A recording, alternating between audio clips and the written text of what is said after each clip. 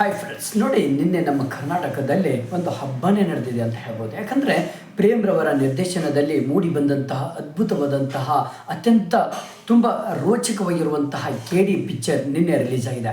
30/4/2026 release ಆದಂತಹ ಈ KD picture ನಿಜವಾಗ್ಲೂ ಫ್ಲಾಪ್ ಅಥವಾ ಹಿಟ್ಟ? ಯಾಕಂದರೆ ನೋಡಿ, ಈ KD ಪಿಕ್ಚರ್ ನಾನು ಕೂಡ ಫಸ್ಟ್ ಶೋ ನೋಡಿದಂತಹ ಈ KD ಪಿಕ್ಚರ್ ನಿಜವಾಗ್ಲೂ ಹೇಗಿದೆ, ಯಾವ ರೀತಿ ಇದೆ ಅನ್ನೋದು ಕೂಡ ಈ ಒಂದು KD ಪಿಕ್ಚರ್ನ ರಿವ್ಯೂ ಇವತ್ತು ನಾನು ಈ ಒಂದು ವಿಡಿಯೋದಲ್ಲಿ ಹೇಳಿಕೊಡ್ತಾ ಇದ್ದೇನೆ. ಹಾಗಾದರೆ ನೋಡಿ, ನಮ್ಮ ಕರ್ನಾಟಕದಲ್ಲಿ ಈ ಪ್ರೇಕ್ಷಕರು ಮಿಶ್ರ ಪ್ರತಿಕ್ರಿಯೆಯನ್ನು ನೀಡ್ತಾ ಇದ್ದಾರೆ KD ಒಂದು ಪಿಕ್ಚರ್ಗೆ. ಯಾಕಂದರೆ ಫಸ್ಟ್ ಹಾಫ್ ಮತ್ತು ಸೆಕೆಂಡ್ ಹಾಫ್, ಫಸ್ಟ್ ಹಾಫ್ ಚೆನ್ನಾಗಿದೆಯಾ ಅಥವಾ ಸೆಕೆಂಡ್ ಹಾಫ್ ಚೆನ್ನಾಗಿದೆಯಾ, ಥ್ರಿಲ್ಲಿಂಗಿಂದ ಕೂಡಿದೆಯಾ ಅಥವಾ ಎಮೋಷನಿಂದ ಕೂಡಿದೆಯಾ? ಹಾಗಾದರೆ ನೋಡಿ, KD ಚಿತ್ರದಲ್ಲಿ ಪ್ರೇಮ್ರವರು ನಿರ್ದೇಶನ ಮಾಡಿದಂಥ ಈ KD ಚಿತ್ರದಲ್ಲಿ ಅದ್ಭುತವಾದಂತಹ ತಾರಾಗಣನೆ ಇದೆ. ಬಾಲಿವುಡ್ದಿಂದ ಬಂದಂತಹ ಶಿಲ್ಪಾ ಶೆಟ್ಟಿ ಮತ್ತು ಸಂಜಯ್ ದತ್ ರವರು ಕೂಡ ಈ ಒಂದು KD ಚಿತ್ರದಲ್ಲಿ ನಟನೆಯನ್ನು ಮಾಡಿದ್ದಾರೆ.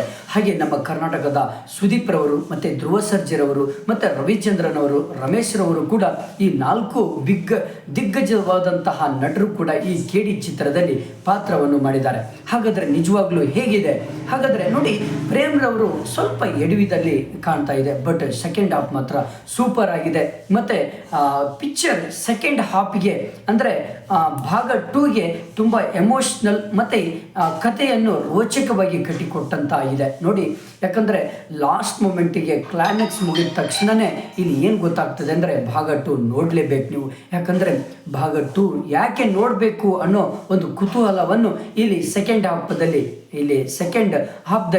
ತೋರಿಸಿಕೊಟ್ಟಿದ್ದಾರೆ ಪ್ರೇಮ್ರವರು. ಬಟ್ ಫಸ್ಟ್ ಹಾಫ್ದಲ್ಲಿ ಸ್ವಲ್ಪ ಕೊಂಚ ಎಡವಿದ್ದಾರೆ ಅನ್ನೋ ಒಂದು ಕುತೂಹಲ ಎಲ್ಲರತ್ತಲೂ ಕೂಡ ಮೂಡ್ತದೆ. ಯಾಕಂದರೆ ಪ್ರೇಕ್ಷಕರು 45 ನಿಮಿಷ ಯಾರು ಕಂಟ್ರೋಲಲ್ಲಿ ತಮ್ಮ ಒಂದು ಪೇಷನ್ಸನ್ನು ಹಿಡಿದಿಟ್ಕೊಳ್ತಾರೆ, ಸೆಕೆಂಡ್ ಹಾಫ್ದಲ್ಲಿ ಮಾತ್ರ ಹಬ್ಬನೇ ಅಂತ ಹೇಳ್ಬೋದು. ಯಾಕಂದರೆ ಥ್ರಿಲ್ಲಿಂಗ್ ಆಗಿದೆ, ಯಾಕಂದರೆ ಆ್ಯಕ್ಷನ್ ಇದೆ, ಮತ್ತು ಎಲ್ಲಿಯೂ ಕೂಡ ಬೋರ್ ಆಗೋದಿಲ್ಲ. ಸೆಕೆಂಡ್ ಹಾಫ್ ಏನಾಗ್ತದೆ ಅನ್ನೋ ಕುತೂಹಲ ಮೂಡುತ್ತದೆ.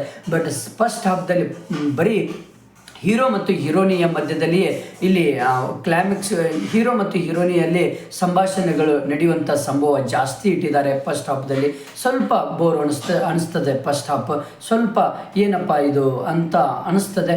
ಬಟ್ ಸೆಕೆಂಡ್ ಹಾಫ್ ಮಾತ್ರ ಸೂಪರ್ ಇದೆ. ಯಾಕಂದರೆ second ಹಾಫ್ದಲ್ಲಿ last climax 5 minute ಕ್ಲೈಮ್ಯಾಕ್ಸಲ್ಲಿ Dhruva Sarja ಅವರು ಮಚ್ಚು ತೆಗೆದುಕೊಂಡು ಕ್ಲೈಮ್ಯಾಕ್ಸಲ್ಲಿ ಹೋರಾಟ ಮಾಡೋದಿದೆ ಅಲ್ವಾ, ಈ ಒಂದು ವಿಲನ್ ರವರ ಅಪೋಸಿಟ್ ಅವರ ಜೊತೆಗೆ ಮಚ್ ತೆಗೆದುಕೊಂಡು ಹೋರಾಡುವಂತಹ ಸೀನ್ ಅದ್ಭುತವಾಗಿದೆ. ಜೊತೆಗೆ ಈ ಒಂದು KD ಪಿಕ್ಚರಲ್ಲಿ ಮಚ್ಗಳ ಜೊತೆಗೆ ಈ ಕುಸ್ತಿ ಪಟುವಾಗಿ ಕೂಡ ಒಂದು ರೀತಿ ತೋರಿಸಿದ್ದಾರೆ. ಧ್ರುವ ಸರ್ಜಾ ಮತ್ತು ಸಂಜಯ್ ದತ್ ರವರ ಒಂದು ಕುಸ್ತಿಯನ್ನು ತೋರಿಸಿದ್ದಾರೆ. ಇದು ಕೂಡ ಅದ್ಭುತವಾಗಿ ಮೂಡಿ ಬಂದಿದೆ ಸೆಕೆಂಡ್ ಹಾಫ್ದಲ್ಲಿ. ಆದರೆ ಫಸ್ಟ್ ಹಾಫ್ದಲ್ಲಿ ಮಾತ್ರ ಸ್ವಲ್ಪ ಕೊಂಚ ನೀವು ತಾಳ್ಮೆಯಿಂದ ನೋಡಬೇಕಾಗುತ್ತೆ. ಯಾಕಂದರೆ ಕಥೆಯನ್ನು ಹೇಳ್ತಾ ಹೋಗ್ತಾರೆ ಪ್ರೇಮ್ರವರು. ಯಾರು ಇವರು, ಧ್ರುವ ಸರ್ಜಾ ಯಾರು, ಸಂಜಯ್ ದತ್ ಯಾರು, ಅವರ ಪಾತ್ರ ಏನು, ಅವರ ಪ್ರತಿಯೊಂದು ಹೇಳ್ತಾ ಹೋಗ್ತಾರೆ. ಬಟ್ ಇಲ್ಲಿ ಫಸ್ಟ್ ಹಾಫ್ಗಿಂತ ಸೆಕೆಂಡ್ ಹಾಫ್ ತುಂಬ ಚೆನ್ನಾಗಿದೆ. ಬಟ್ ಓಕೆ, ಯಾಕಂದರೆ ಬ್ಯಾಕ್ಗ್ರೌಂಡ್ ಮ್ಯೂಸಿಕ್ ಸೂಪರ್ ಆಗಿದೆ. ಮ್ಯೂಸಿಕ್ ಮಾತ್ರ ಅದ್ಭುತವಾಗಿದೆ. ಯಾಕಂದರೆ ಸುಳ್ಳು ಹೇಳಬೇಕು, ಪ್ರೇಮ್ರವರು ಈ ಪಿಕ್ಚರ್ದಲ್ಲಿ KD ಪಿಕ್ಚರ್ದಲ್ಲಿ ಎಮೋಷ್ನಲ್ ಇಟ್ಟಿದ್ದಾರೆ. ಹಾಗೆ ಒಂದು ಆ್ಯಕ್ಷನ್ ಸೀನ್ ಇಟ್ಟಿದ್ದಾರೆ, ಮಚ್ಗಳ ಬಳಕೆ ಮಾಡಿದ್ದಾರೆ, ರಕ್ತಸಿಕ್ತವಾದಂಥ ಸೀನ್ಗಳಿದ್ದಾವೆ, ಮತ್ತು ಇನ್ನೊಂದು ಡೈಲಾಗ್ಗಳಿದ್ದಾವೆ, ಮತ್ತು ಧ್ರುವರವರ ಸರ್ಜರವರ ಎನರ್ಜಿ ಇದೆ. ಬಟ್ ಶಿಲ್ಪಾ ಶೆಟ್ಟಿ ಅವರು ಕೂಡ ಎನರ್ಜಿ, ಸಂಜಯ್ ದತ್ ಅವರು ಕೂಡ ಎನರ್ಜಿ ಇದೆ. ಬಟ್ ಓವರ್ ಆಲ್ ಕೂಡ ಚೆನ್ನಾಗಿದೆ, ನೋ ಪ್ರಾಬ್ಲಮ್. ಒಂದ್ಸಾರಿ ನೋಡ್ಬೋದು, ದುಡ್ಡಿಗೆ ಏನು ಕೊರತೆ ಇಲ್ಲ, ನೋಡ್ಬೋದು. ಓಕೆ, ನೀವು ಕೂಡ ನೋಡಿ. ನಮ್ಮ ಕರ್ನಾಟಕದ ಎಲ್ಲ ಒಂದು ನಟರಿಗೂ ಕೂಡ ನಾವು ಸಪೋರ್ಟ್ ಮಾಡೋಣ.